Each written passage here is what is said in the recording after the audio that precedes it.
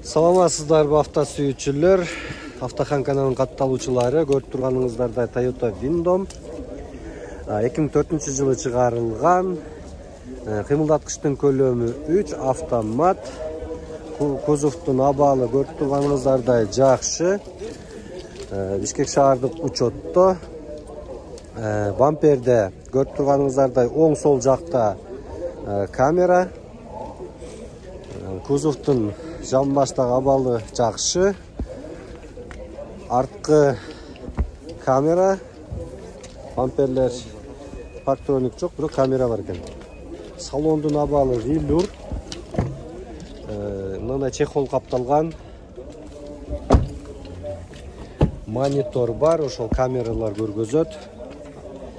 Велюр салон, салондун абалы жакшы, люк жок. Басы 580 миң. Байланыш үчүн телефондор 0557 690 660. Байланышыңыздар.